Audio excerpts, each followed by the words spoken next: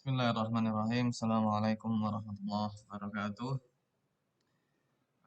Baik, insyaallah pada pertemuan ini kita akan bahas terkait BPR, Bank Perkreditan Rakyat, baik itu konvensional maupun syariah. Untuk bank umum ya kan sebelumnya sudah selesai, jadi kita sudah bisa pahami fitur-fitur karakteristik bank umum secara general karena kita tidak berbicara sama sekali mendetail sampai kemo yang biasa dipakai dan mestinya wajib dipelajari ketika membicarakan bank umum tidak kita sentuh. Jadi ini langsung jadi waktu itu hanya general. Nah, sekarang BPR juga sama, sifatnya hanya general pengantar saja. Nah, eh, kita harus tahu dulu definisi dan bentuknya. Jadi kalau definisi insya Allah apa ya tidak terlalu ribet dan berliku gitu. Jadi intinya adalah BPR bank, BPR itu bank, ini ditekankan ya, BPR itu ya udah bank. Dia bukan lembaga lain, dia adalah bank. Melaksanakan kegiatan usaha konvensional syariah, tidak memberikan yang dalam kegiatannya digarisbawahi atau di bold boleh tidak memberikan jasa lalu lintas pembayaran, tidak jasa lalu lintas pembayaran. Jadi dia bank, maka bank sebagaimana pada umumnya ya kerjanya itu, tapi ada pengurangan otoritas, yaitu kegiatan jasa lalu lintas pembayaran. Nah, BPR kalau kita kadang melihat kok koperasi tapi dia BPR boleh. Jadi kalau mau mendirikan BPR itu asal muasalnya adalah koperasi silahkan. Sehingga BMT naik tingkat menjadi BPR tidak ada masalah karena itu masih legal. Oke, perusahaan daerah membentuk suatu badan hukum BPR, suatu BPR juga boleh. PT apalagi. Jadi BPR boleh dari tiga ini sah menurut hukum. Gitu.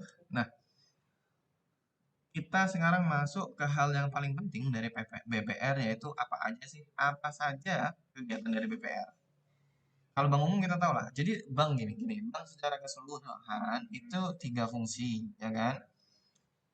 Penghimpunan dana, penyaluran dana, dan jasa-jasa lain. Nah, maka BPR juga sama. Tapi kembali merujuk kepada peraturan undang-undang yang mendefinisikan BPR tadi, maka ada hal yang terbatas. Jadi, maka berdasarkan undang-undang tersebut, kita baca di pasal 13-nya ada empat. Satu, menghimpun dana masyarakat, simpanan, bisa deposito, bisa tabungan, atau bentuk lainnya. Oke, deposito tabungan dipersamakan dengan itu maksudnya ini. Dia boleh membuat skema lain, yang intinya adalah tabungan. Itu nggak masalah. Itu sebagaimana saya sebutkan di materi terkait bank umum. Bisa aja tabungan itu disebut dengan tabungan anak, tabungan keluarga, tabungan sekolah, dan lain-lain itu dipersamakan dengan tabungan seperti itu. Nah, ini fungsi penghimpunannya masih. Oke, kalau kalian lihat, kalau kalian perhatikan di sini tidak ada giro. Nanti kita jelaskan. Dua adalah memberikan kredit. Memberikan kredit itu memberikan pinjaman itu. Maka masih sama dengan bank umum. Berikan kredit apapun bentuknya, silakan. Itu. Oke. Boleh tidak bank-bank BPR ini memberikan kredit kepada konglomerat atau kepada orang yang sangat kaya? Ya boleh saja. Kalau uangnya mencukupi. Ada orang konglomerat, ada orang buka bisnis, butuh modalnya besar. Dalam kisaran, misal dia mau minjem, dia punya track record bisnis baik, dia mau minjem 2 miliar. BPR mau ngasih, silahkan. Kalau kuat, gitu. Kalau ada orang yang bisnis seperti itu dan minjem ke BPR, silahkan aja. Nyatanya juga tidak akan ada orang datang ke BPR minjem 2 miliar. Dan kalau BPR-nya kuat minjemin 2 miliar, ya silahkan aja. Gitu. Jadi tetap sama, memberikan kredit seperti bank pada umumnya. Pembiayaan ini untuk prinsip syariahnya, jadi berdasarkan bagi hasil sesuai ketentuan pemerintah. Kemudian dia juga masih boleh yang namanya BPR itu menyimpan dana, menempatkan dana ini, nah, menyimpan lah gampang aja ya, atau menaruh, membeli gitu boleh. Sertifikat Bank Indonesia dia boleh, deposito berjangka boleh, sertifikat deposito boleh di Bank Indonesia. Ini kaitannya adalah eh, makro luas dengan bank-bank lain. Oke ya, jadi gitu. Maka apa yang hilang dari fungsi-fungsi ini? Yang hilang adalah ini kegiatan yang dilarang. Satu, giro. Giro itu nggak boleh. Kenapa giro nggak boleh? Giro itu ada aspek clearingnya nanti. Clearing adalah bagian dari lalu lintas pembayaran. Nggak bisa. Mohon maaf saya tidak menjelaskan clearing detail. Tapi sekali lagi ketika dikeluarkan cek ataupun billet atas giro, itu pasti kaitannya dengan lalu lintas pembayaran. Maka ditiadakan nggak boleh. Karena pada dasarnya BPR itu hanya melayani segmen pasar yang spesifik, maka tidak boleh lalu lintas pembayaran. Apa contoh lalu lintas pembayaran yang lain? Satu, debit ATM. Nggak boleh. BPR melayani ATM tidak boleh, tidak diperkenankan, tidak diperbolehkan. Oke, itu termasuk lalu lintas pembayaran. Maka segala hal yang dia hitungannya lalu lintas pembayaran, seperti kartu debit tadi, mengeluarkan kartu tol, gesek, atau kredit, nggak bisa. Itu masuk dalam lalu lintas pembayaran, dan itu tidak diperbolehkan. Gitu ya. Nah, kemudian eh, usaha valuta asing. Valuta asing ini juga nggak boleh. Kenapa? Lalu dia masuk ke lalu lintas pembayaran. Kenapa masuk ke lalu lintas pembayaran? Satu gini, valuta asing nih ya. Bank umum sekalipun itu kan ada dua jenis, bank devisa, bank non devisa. Bank non devisa itu nggak bisa melakukan transaksi valuta asing. Yang bank devisa baru bisa. Nah, kenapa hanya beberapa yang bisa? Karena kontrol valuta asing itu harus ketat. Karena jika tidak ketat, nanti rupiahnya terganggu. Nah, BPR tidak dikasih karena BPR itu jumlahnya banyak, tidak tersentralisasi, susah ngatur seperti itu. Maka kegiatan usaha dalam valuta asing juga nggak boleh, jual beli dolar, real, ringgit itu tidak diperbolehkan. Gitu. Juga penyertaan modal ini adalah eh, beli saham, beli saham dalam artian untuk kepemilikan, nggak boleh. Penyertaan modal seperti itu tidak boleh. Keempat, asuransi juga nggak boleh. Jadi kalau kalian perhatikan bank-bank umum kita yang ada di Indonesia itu apa namanya ya, mayoritas punya anak perusahaan asuransi, artinya terlibat dalam kegiatan perasuransian. BPR nggak boleh. BPR boleh bikin tabungan terhubung dengan asuransi pihak ketiga, oke, nggak ada masalah. BPR boleh membuat tabungan eh, haji, ini tidak ada kaitan dengan asuransi ini banget. Tabungan haji misalkan ya, tabungan haji tapi kemudian dia tidak bisa mempunyai otoritas beli seat hajinya tadi karena hanya bank yang ditunjuk, ya silahkan aja. Nah, itu dengan pihak ketiga, tidak dia yang langsung, tidak boleh seperti itu. Oke, dan seluruh kegiatan usaha selain yang disebutkan di pasal yang di atas tadi itu juga nggak boleh. Nah, maka kita masih ke penghimpunan dana sama seperti bank umum lainnya. Dana yang dia BPR itu dana masyarakat sumber utamanya. Bank umum juga pasti dana masyarakat gitu.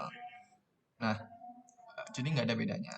Kemudian dana pihak ketiga atau tabungan orang-orang itu atau simpanan orang-orang itu bentuknya hanya sekali lagi deposito dan tabungan.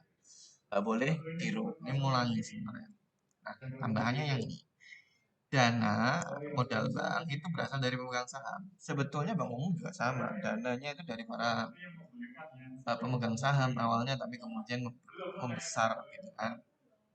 Kalau di BPR karena kecil, besarnya susah, biasanya modal utama dari para pemegang saham.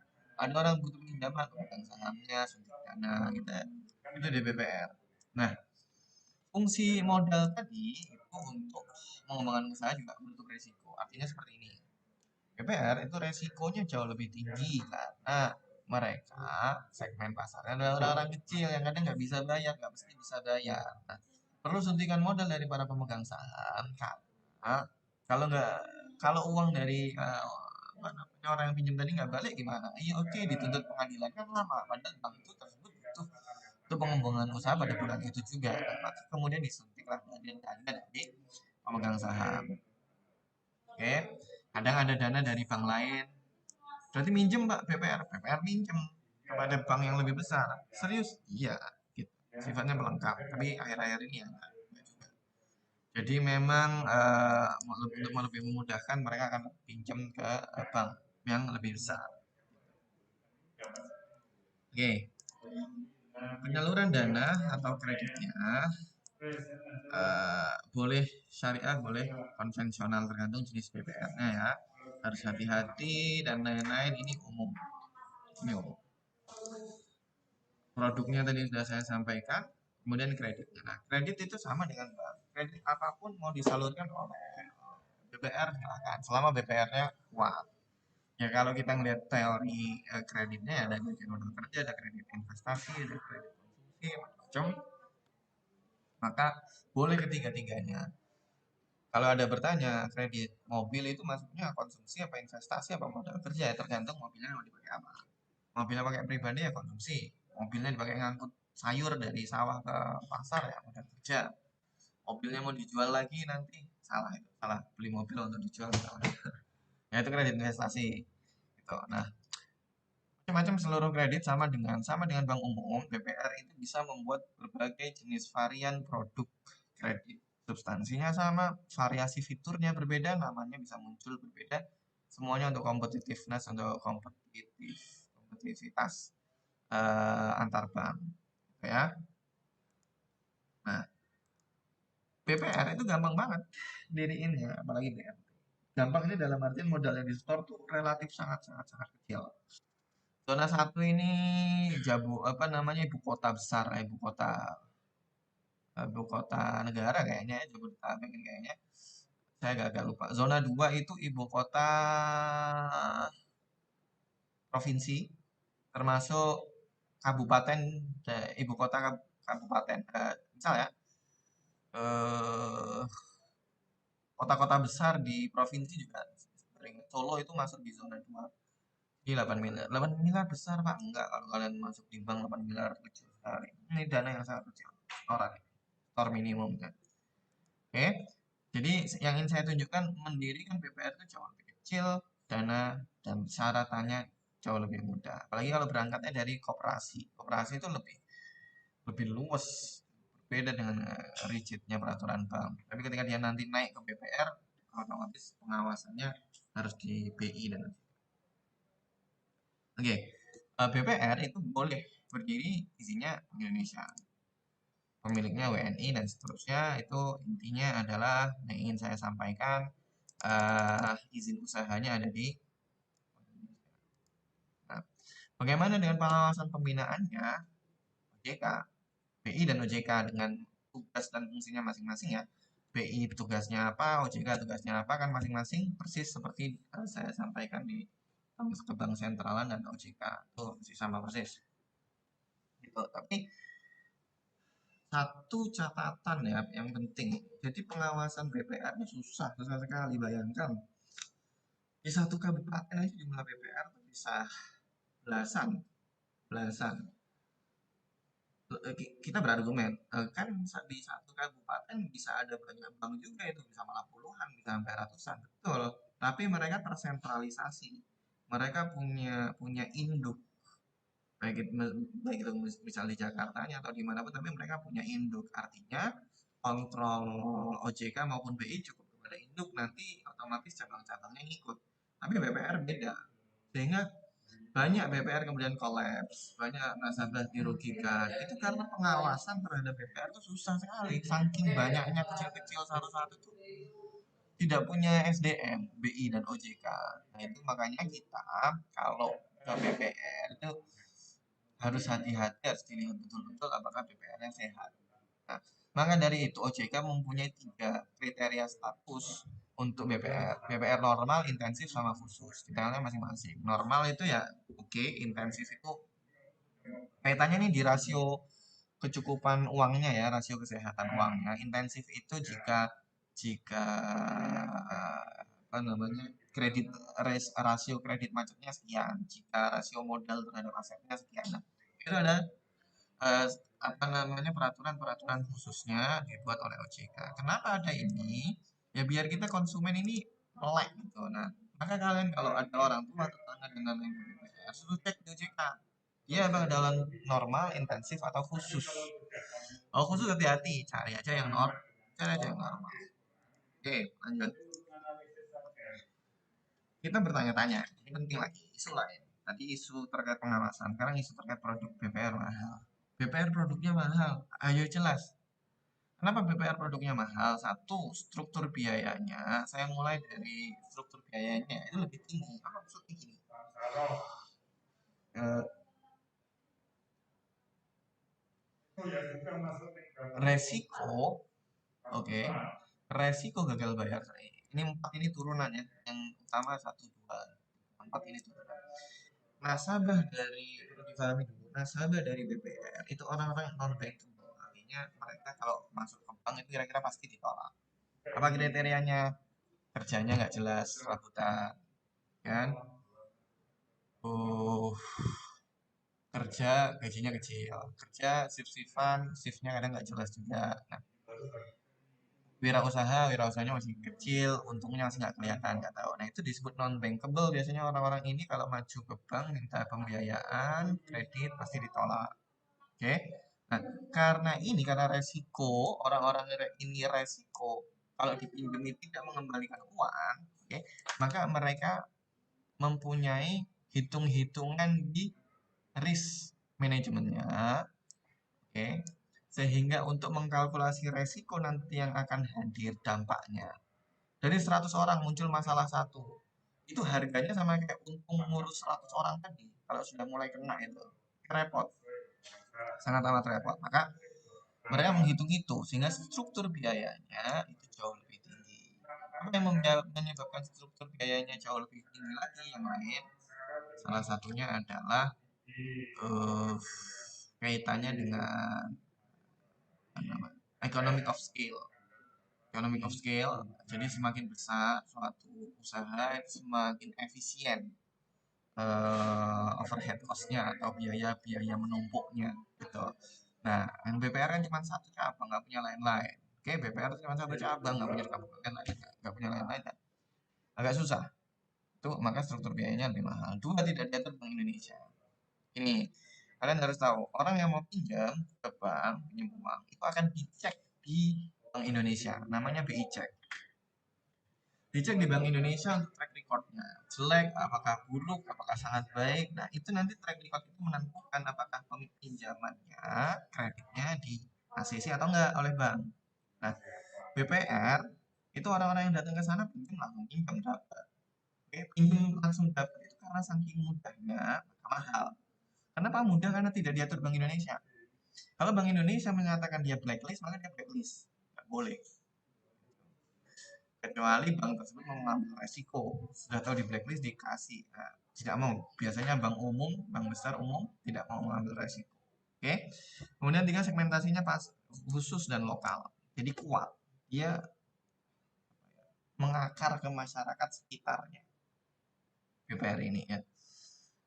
Ekspansi marketingnya jauh lebih langsung menuju sasarannya. Beda dengan bank, kalau ingin marketing kan umum general. Tapi segmentasi pasar yang khusus ini langsung warga pasar, orang-orang di sekelilingnya itu. Segmentasinya lebih khusus dan lokal sehingga otomatis uh, yang disebut dengan khusus ini orang yang non bankable tadi ya, otomatis mereka pasti punya BPR sehingga lagi gayanya lebih. Jadi kayak gitu, BPR lebih mahal. Bagaimana dengan BPR syariah? Jauh lebih mahal lagi. Bank umum itu lebih mahal daripada bank syariah, itu lebih mahal daripada bank umum. BPR itu lebih mahal dari bank umum. Maka otomatis BPRS lebih mahal daripada BPR yang konvensional. Nah, BPR syariah itu sama, operasional mirip BPR, falsafahnya umum syariah. Oke, maka seluruhnya sama. Seluruhnya saya ulangi, tinggal kegiatannya tadi direduksi terkait jasa lalu, lalu lintas pembayaran.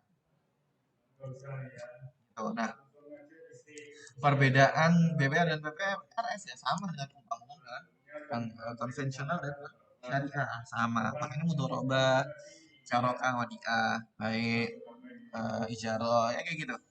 Sehingga sama. Maka saya tidak menjelaskan detail, tidak perlu menjelaskan detail tentang BPR maupun BPR syariah, karena pada dasarnya adalah mereka bank yang hanya tidak melayani jasa lalu lintas pembayaran. Jika dia jatah, maka ditambahin prinsip syariah. Nah, kurang lebih seperti itu. Nah, sekali lagi BPR ini menjamur banyak sekali karena apa? Karena mudah. Dua, pasarnya itu jelas. Orang-orang yang tidak bisa masuk bank itu banyak loh. Banyak sekali. Maka orang-orang tersebut lebih milih BPR karena pasti di ACC pembiayaannya. Contoh Gojek ya. Gojek itu, oh, driver Gojek mau kredit sepeda motor. Itu kalau ke bank susah, kalau ke BPR pasti turun. Karena apa? Kalau ke bank susah, karena bank itu pasarnya udah banyak, dia nggak butuh ditolak, itu kan yang minta masih lebih banyak lagi daripada yang ditolak gitu kan. Di BPR mereka nggak punya pilihan lagi selain ACC, yang di ACC pun suka karena pasti ditolak oleh pengumum. Nah, seperti itu, jadi sebenarnya win-win solution. Maka bank umum kenapa menjamur itu adalah karena gampang tadi pendiriannya, kemudian pasarnya juga masih banyak yang membutuhkan. Baik, saya rasa itu saja. Tidak panjang memang penjelasan BPR BPRS ini. Terima kasih, semoga bisa dipahami dan bermanfaat. Assalamualaikum warahmatullahi wabarakatuh.